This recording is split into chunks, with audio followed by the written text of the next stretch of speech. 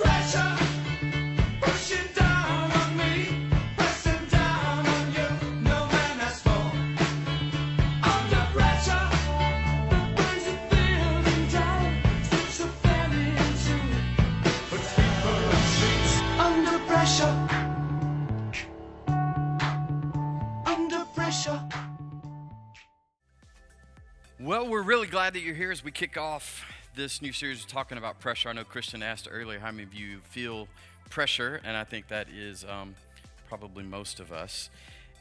And I thought I would ask probably what winds up being just a rhetorical question. Have you noticed lately how hard it is to shut your mind off? How many of you would admit, I have a hard time just shutting my mind off? Yeah. Even guys are kind of caught up in this now because we notoriously have a nothing box. And the problem is my nothing box has gotten crowded lately with things to think about. You know, I mean, you sit down and instead of relaxing, you just start thinking about everything that has been undone or needs to be done, or all the problems that are going on that you need to solve, or the conversations that you need to have, or all the things that you should have handled better. There's just always something, at least how I feel it now, just running in the background. And honestly, I don't remember in my life a time where I have felt like this, like I do now, always under some kind of pressure. It seems there's always a problem to solve. There's always something to prepare for. There is always something that you're responsible for. There is always something to worry about, isn't there? As if we didn't get more things to worry about this weekend.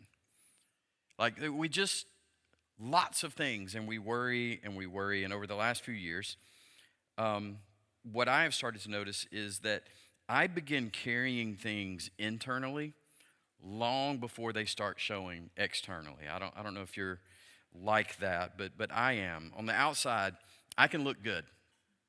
I can look like I have everything together. I keep moving. I make decisions. You know, I respond to emails usually. I smile. And internally, there can be like just a tension that's running in the background. And it usually for me shows up in ordinary moments. You know, I'm standing in the grocery line and I'm sitting and I'm thinking, and I should be able to just kind of do nothing, and then it's there. Or lately, because I, am older now, I wake up in the middle of the night. We won't talk about why you wake up in the middle of the night, but you wake up in the middle of the night. And I used to be able to just roll right back over and go to sleep. But there are a lot of times that I just can't do that. My mind just starts thinking about all the things that I need to do, like all the emails that I need to respond to, all the tasks that need to get going, the financial decisions that I need to make, the conversations that I need to have, and how those conversations could possibly go sideways. You know what I'm talking about, right? It just happens.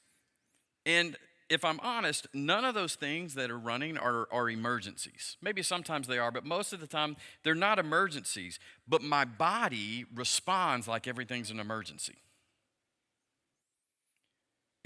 My neck, this is where I carry it. It's in my neck and across my shoulders. And with enough pressure, all of that just begins to take place, and then, headaches develop and all the things come. And as I get tense, I'm just mentally preparing for what might happen, what could happen, for outcomes that may or may not ever happen.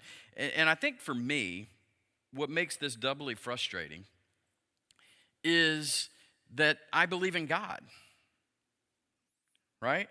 I trust God. I genuinely trust Him with my life. And I have walked through some seasons where God has done some amazing things that are absolutely unexplainable how He has come through for me. We were able to buy all three of our children a car. Now, they didn't get new cars and they weren't spoiled, but their cars ran, and we were able to buy them. We just made the last college payment for the last child in January. So right? So I just got a raise. And we put 3 kids through college. There is no reason for how we're able to do that. God has been faithful and come through, and so many times I have a long history of God being faithful. And yet, in spite of that, anxiety can still show up, and it's very frustrating. Because there's like a gap between what I believe about God and what my nervous system believes.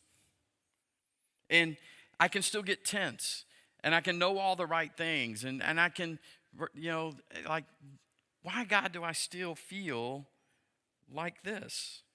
And so when anxiety shows up, I do probably what most of you do. I try to manage it. Instead of slowing down and facing it, I just kind of work harder. I prepare better. If I can just stay ahead of everything, then the pressure won't be there. But the more that I try to control things, the more anxious I feel. You with me? I might get more done, but internally I just become more tense. And I think a lot of us live with this thought because I have lived with this thought. If I can manage things better, I can prevent bad outcomes. I won't ask you to raise your hand, but how many of you? You would never say it this way, but now that you've seen it on the screen, you go, oh, yeah, I'm there. And because of this, we replay entire conversations, and we will play through a conversation that hasn't even happened yet to try to anticipate what's going to happen. We replay every decision that we make. We try to anticipate every possible scenario so we're not caught off guard. And on the outside, you look like everything's good, but on the inside, tension, pressure is just mounting. And it shows up in different places. For some of us, it shows up financially. And so what you do is you run numbers, and you're just always running numbers all the time, and you plan for financial disasters in the future that haven't even happened yet, and you have all the various scenarios played out in your head. For some of us, it shows up in relationships.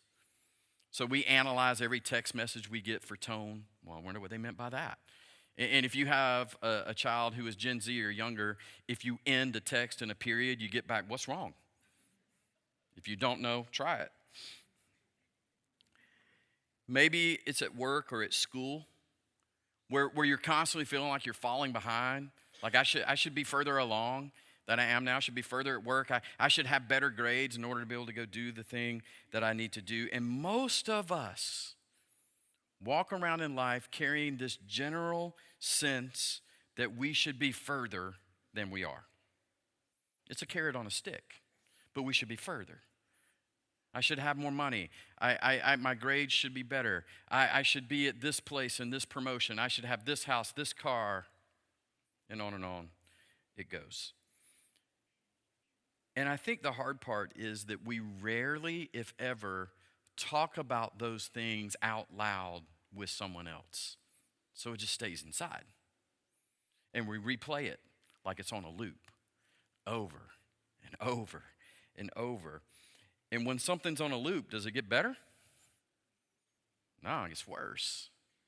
It just grows and grows and grows. And if we follow Jesus, then you have the added anxiety that I just explained. Because you think, well, I'm following Jesus. I shouldn't have anxiety. I shouldn't have all of the worry and the pressure. I mean, I should just live in bliss and calm all the time.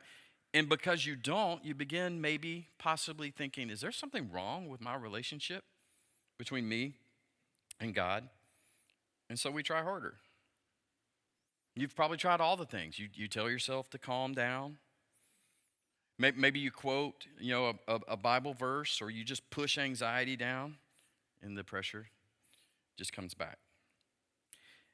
Thankfully, in dealing with this kind of thing for years now, there are a couple of things that I have learned. I want to talk about a couple of those things, and then we're going to look at what Paul has to say. But this idea of peace, what I've learned in my life, peace has required intentionality. It doesn't just happen. There's some things I have to do. There's some things I have to be on purpose. I've got to set my mind on some things. I don't just fall into peace. It doesn't just randomly happen. And I would like to say, I've gotten perfect at this, and I haven't. There are many times where I can still fall into anxiety. But what I've learned when I do that is it's a cue for me to say, you're depending on you instead of depending on God. And so I kind of use it like a warning light on the dashboard, you know, that thing that you ignore. I'm not mechanical, so I ignore them, and then I bring them to Dave here at church who works on cars, and he goes, what in the world have you been doing? I don't know. It goes off when I turn it off. But that anxiety is like a warning light on the dashboard of my life that says, hey, you need to take care of this. You're trying to do things in your own strength. And if that's how you've been living too, you know how tiring that can be. It's just exhausting, right? It's an exhaustion that's hard to explain. You know, believing that you just need to plan more, you need to do more, you need to prepare more, and it never ends. So along the way, in this intentionality, what I've learned is that peace is not automatic. Peace has to be, and this word is said on purpose, cultivated. It has to be worked. It has to be cultivated. It doesn't just show up because I believe the right things. It doesn't get strong because I want it to. What cultivated means is it can grow.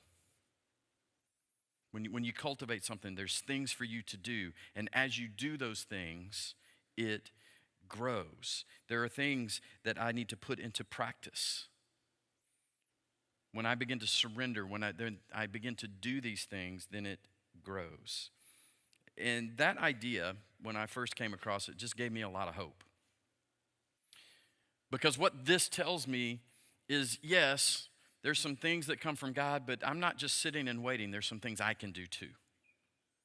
And Paul's going to get into these in just a moment. If you got a Bible, I want to go there ahead of time. It's in Philippians chapter 6. You can find us on YouVersion, and all the notes are there too. But there are some things that I can do. And I think that is something that we need to hear. That there are some things that we can do for peace to grow. Because I don't think any of us are sitting here believing that peace is not possible. But what we do is we sit and we have questions. I believe that peace is possible. Is it possible for me? And if it is possible for me, can I get it at 3 a.m. when I wake up and my mind is racing? Can I get it next Tuesday at work when I'm stressed out about something? Can I get it on Thursday before the big exam and the test and all that comes in? I get that it's possible. Is it possible for me? What can I do? So in Philippians chapter 4, Paul is writing a letter to a church. And to give a little bit of context, Paul is not writing this letter from everything has worked out in life and everything is great and grand. Paul is in prison. And sometimes we just go right past that. How many of you would like to go to prison? I hope no one. Paul is in prison. He has no choices. Everyone else is running his life. He has no idea what the result of his trial is going to be. He is writing from a place of uncertainty that we can't even think about. So when he writes about this kind of peace, he is writing under extreme pressure. And he is writing from his personal experience of cultivating peace. So Philippians chapter 4, we'll start in verse 6. Don't worry about anything. You love that, right? Like, come on, Paul, are you serious? Like, there's got to be more to this. There was a skit when I was a kid, and it was on, I think, I forgot what the show, and the guy played a psychologist, and he sits, and he did a Saturday Night Live skit of him doing it, where someone came in, and they had all these problems, they told about all these problems, and his whole counseling technique was to tell him to stop it. Stop it, if you remember. Come on, Paul. Don't worry about anything. Like, how is that even possible? I mean, you immediately see something like that and you shut down because you've already tried this, right? You've tried to not think about it. You've tried to put it away. You've tried to calm down. You've tried distracting yourself. That's why there's a second part to the sentence. Don't worry about anything. Instead, pray about everything. Tell God what you need. So Paul is saying worry's going to show up. It's not an if. Hey, if you ever get worried, it's going to regularly. But instead of letting worry kind of loop in our minds and roll over and over and over, what this is about is giving worry a destination outside of you. Because right now your worry is right here. Let's give it a destination. Let's send that somewhere. Let's redirect where it is going. So he says, pray about everything. Everything. What do you mean, Paul? Everything. Yeah, big, small, whatever it is on your mind. You don't have to use churchy language. You can just bring these things up. It's not about trying to pretend about anything. Tell God what you need. God, here's what I need. The embarrassing things, the small things, the big things. Paul is saying when that worry starts to build, you can't carry it alone. It needs a destination. It needs to go somewhere. We need to move it into the presence of God. Because worry grows when it stays hidden, when it stays unspoken. It just gets bigger and bigger and bigger. When it stays internal, it's getting bigger and bigger because we keep turning it over and over and over in our mind. And just when you thought you'd come up with a worst case scenario, your brain comes up with a bigger one that's worse. And over and over and over it goes. So Paul has given us a way to interrupt the cycle, to stop the cycle. Because peace isn't automatic. It has to be cultivated. You have to do something. It's not just going to happen. Because if you think about it, a lot of our worry is just repetitive language in our head. We say the same things. There have been numerous studies that came out, and I love the result of these, that says we repeat the same things all day long. And what they found out, there's a pretty big number here, that the average person has between 12,000 thoughts a day and 60,000 thoughts a day. I get, either way, it's a lot of thoughts. What they have determined is that 95% of your thoughts are the same every single day. So if you have 12,000 thoughts a day, 11,000 of your thoughts are the exact same thoughts that you had yesterday and the day before and the day before and the day before. If you have 60,000 thoughts a day, 57,000 of your thoughts are the same today as they were yesterday, as they were last week, as they will be tomorrow. We repeat them. We say things like, well, what if this falls apart? What if I can't handle it? What if I never have enough, fill in the blank? On and on and on it goes. We need something to interrupt the system so that we don't have these reoccurring bad thoughts. So instead of saying, look, what if life falls apart, or what if I stay stressed and worried all the time? You can say, God, I'm scared about my financial situation right now. I'm kind of scared about money, that I'm not going to have enough. You can say, God, I am overwhelmed by what's on my plate. God, I am worried about this test coming up or this review that I'm about to have. God, I don't know how this is going to turn out, and I am trying to control it. What you're doing is you're giving it a destination.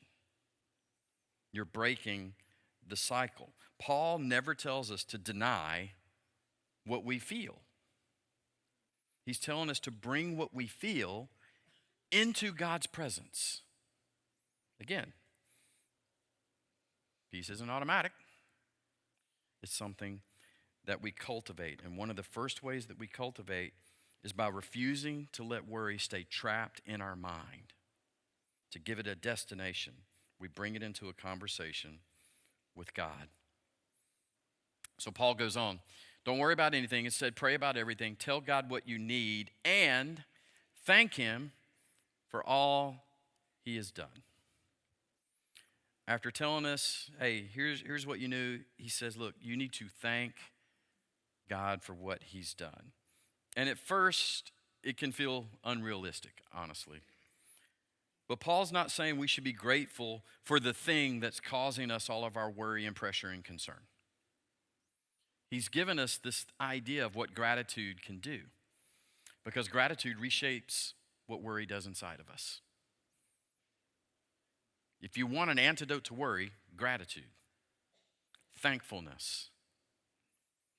Worry narrows our focus, right? All we can see is this thing. Gratitude begins to expand our focus so that we can see it in context, so we can see how big or small it really is.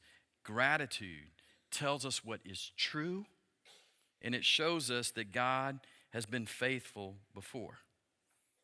And so we can say things.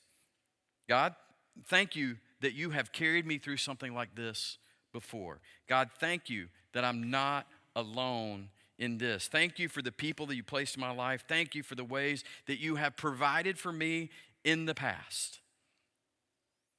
Now, gratitude doesn't eliminate the anxiety, but it keeps it from becoming the only voice in your head. You understand me? It begins to bring God into the equation. And so Paul continues in verse 7. Then you'll experience God's peace. This little word here, then, is a very big word. Because in this, Paul is connecting, you want to experience God's peace? It's connected to everything that I just said in verse 6, in the prior thought. When we begin practicing this new response, we begin bringing our thoughts and prayers and have thanksgiving. When you do this, then you'll experience God's peace. And when Paul talks about peace here, he's not talking about a random thought or just some ideal thing that some people are blessed to have and other people are not blessed to have. What he is describing right here is something that we experience as we cultivate it with God. Paul describes peace, he calls it God's peace. So it's not a skill that you master. You can't go read this in a book and figure out how you do these things. It comes from God. Yes, we do these things, but it is God who is bringing the peace. And I know a lot of us, that just doesn't make sense, because we feel like we would have peace if the path would just be clear. God, just show me what's going to happen. We would get peace if we won the lottery. I didn't have any more financial concerns. We feel like, God, if I can just connect all the dots and see where my life is going, then I can have peace. But this is not what Paul is talking about. Paul says God's peace doesn't always work that way. God's peace can show up even when you don't have clarity. God's peace can show up when you have no idea how all these dots connect. God's peace can show up in the middle of everything that is raging, that is creating anxiety for you. And I get that can be really hard for us, because we think, no, you can only have peace when I can explain everything, when everything's all worked out. But Paul is talking about a peace that exceeds what we can understand. He's like, look, I get it. It doesn't make sense. But you'll experience it, and it's beyond anything that you can understand. You can have peace without the dots connecting. You can have peace while you're still under financial strain. You can have peace while relationship things are still struggling. You might not be able to explain why you feel like you're at ease. You will just be at ease. Anyone who's ever experienced that knows what I'm talking about. You're like, there is no logical reason for why I should have peace right now. But I do.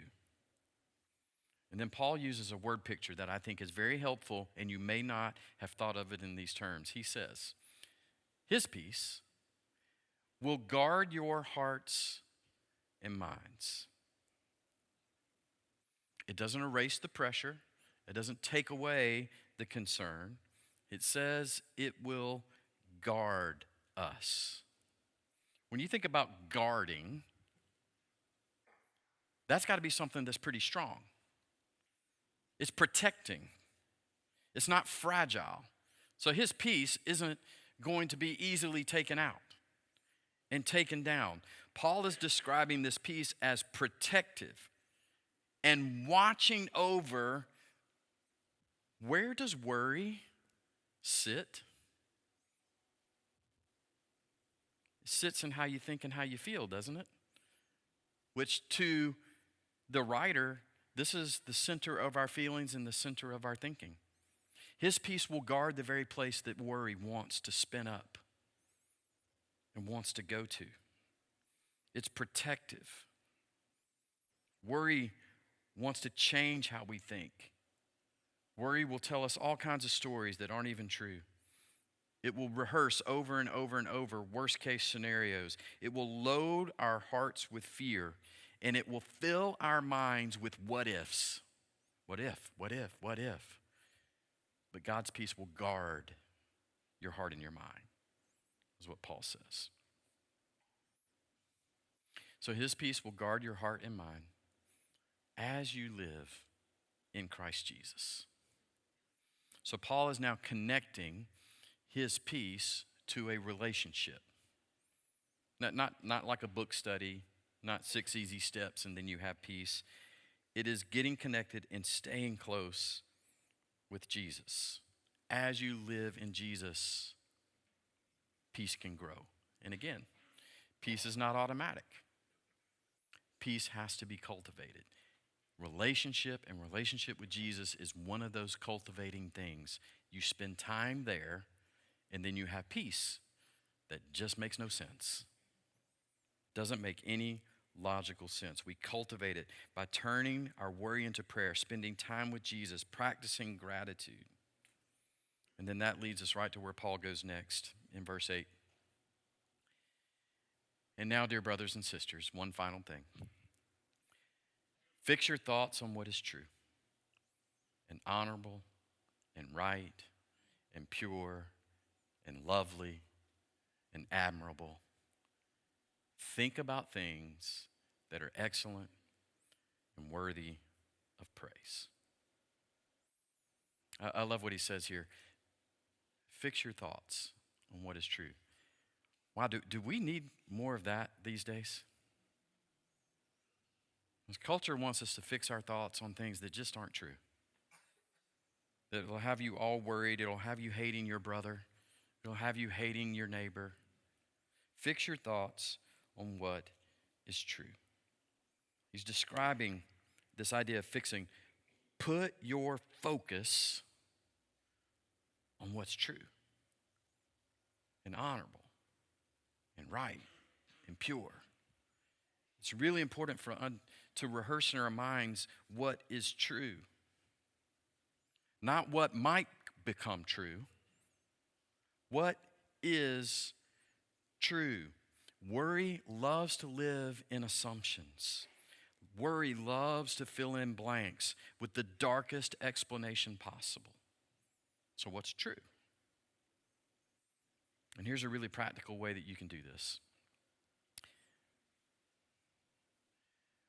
When you feel yourself spiraling, stop and name what's true. Just stop. Okay, what is true? What is really going on right here? You know, what is true is I'm going through something that is really hard right now. But you can also say, I'm going through something hard and God has not abandoned me. That is also true. We can say, what's true is I don't know what the outcome is going to be. What is also true is that God already knows what the outcome is going to be, and I can trust him. That is not pretending. That is cultivating peace by refusing to let fear and worry be the only voice in our head. My wife and I, we have a game that we play we started it. I think it was back in COVID when there was plenty of worry and concern, especially if you were in church world. In the game that we play when we begin to spiral or do some things like, hey, can we come together and can we talk about what's true? And what we do is we go back and forth and we rehearse what is true in our life. And it's kind of a combination of what is true and thanking God for what he has done. And so we'll say, what is true is that I love you, you love me, God has brought us into a great relationship. That is true. What is true is that God has allowed us to pay for 3 kids to go to college. So if it's financial things we're worried about, we'll rehearse all the things that God has already done that is true. Because that's how you stop spiraling. And then, so Paul says, think about what is true. Then he moves to things that are honorable, right, pure, lovely, admirable. Right? Stop feeding your mind with things that aren't this. Because if we spend all day not focusing on this, we get ungrounded. Ungrounded. Stop feeding your mind with the kind of content that keeps you frantic. And feed your mind with things that are true and honorable and noble, and they ground you. Because what we fix our mind on shapes us. What we concentrate, what we focus on, what we think about, it shapes who we are. If you spend all day consuming outrage and fear and comparison and worst case scenario headlines, don't be surprised if you just feel like the world is collapsing. If we spend all day rehearsing our failures, our insecurities, and our lack, don't be surprised if you can't find peace. Paul is telling us we can practice a different focus, filling our mind with what is excellent, worthy of praise.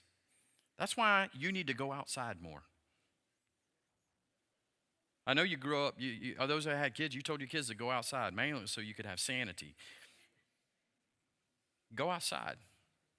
The weather's getting nice now. Look around. There are things that are excellent and praiseworthy. Nature is beautiful. I spent one whole day one time in one of the most stressful days of my life. Literally all day I watched for 8 hours. And I was in a hotel room, I needed to get away, I needed to think, I needed to pray. And I watched a spider build a web for 8 hours. Watched it. Never took my eyes off of it. It was one of the most magnificent, beautiful things I've ever seen in my life. And in watching it, I felt God's Spirit say, why do you not think I am weaving something for you? Get out of nature, guys. Go outside. Paul is telling us we can practice a different focus. It doesn't mean that we don't pretend that nothing's wrong. That's not what he's saying. It just means we're not going to let what's wrong ruin the whole story. We interrupt it. And not by sheer willpower. Paul says, by focusing on what is good, what is noble, what is righteous, what is admirable. We interrupt it with those things. Then finally, Paul says this.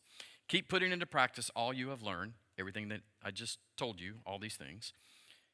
All you learned and received from me, everything you heard from me and saw me doing, right? This means peace isn't just something we hope for. It's something we train for, right? Some of us, we go to the gym. We train for things. At work, we train for things. Peace is the same way. We train for them. And then I love how he ends this thought. Then, not just peace will be with you. What does it say? What does it say? The God of peace. Not just the thought, not just the thing. God. The God of peace will be with you. His very presence, if you do these things. That's the hope of the whole passage.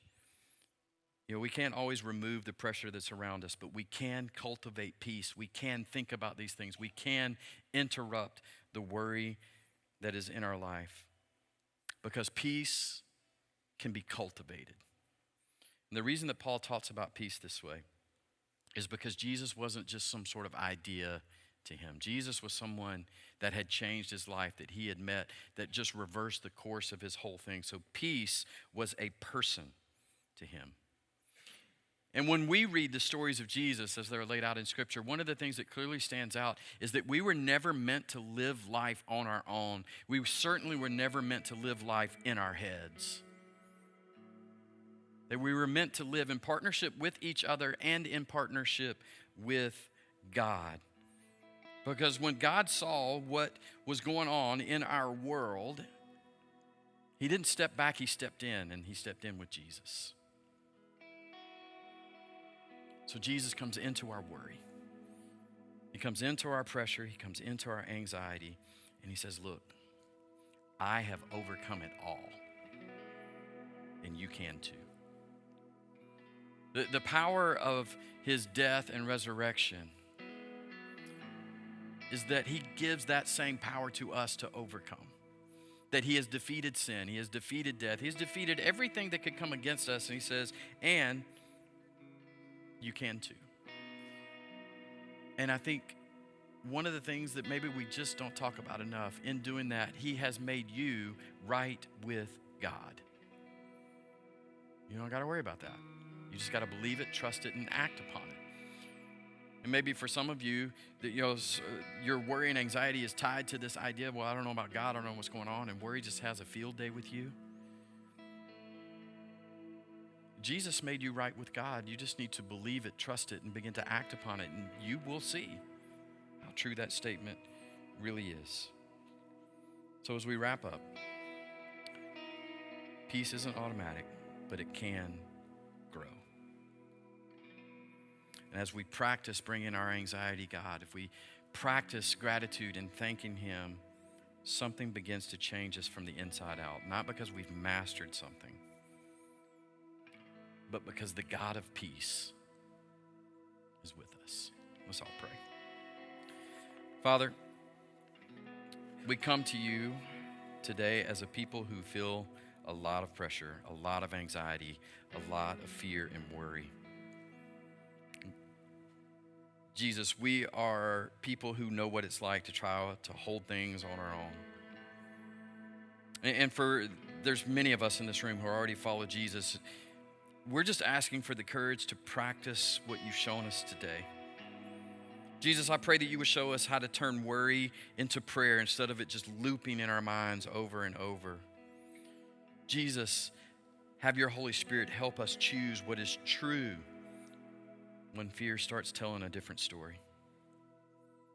Help us to give thanks before anything changes. Teach us how to cultivate that peace. And Father, for anyone who's here who is realizing, that they've lived their whole life depending on themselves, for anyone who feels the exhaustion of this and never turning to you, God, praying for them. And if that's you, what I would say to you, look, there's nothing you have to do to perform. You don't have to impress God.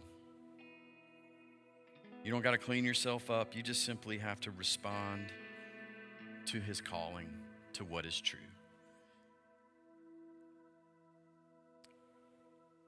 And you can simply respond if you never have. If you need words to put words, I get it. Sometimes words help, and you can say something like this: Jesus, I've been trying to carry my life by myself. I've been trying to control what I can't control, and I'm tired of living that way. I'm tired of living on my own apart from you. I've been trusting in my strength, my plans, my ability to hold it all together, and I'm exhausted. So Jesus, today, the best I know how, I'm just choosing to trust you instead. To trust that through you that I really am made right with God. That I'm not abandoned. I want to follow you. I'm surrendering my life to you, not the illusion of control, but my whole life. And give you everything. Lead me, teach me how to live in your peace. And Father, for anyone in this room, I would ask that we would all have a sense of your nearness and awareness that you are here, that you are good. And for all of us, whether we walked with you for decades or we just made a decision right now, anchor us in this truth that we are not alone, but the God of peace is with us. Guard our hearts, guard our minds. Teach us how to live in Jesus. We pray in it. Amen.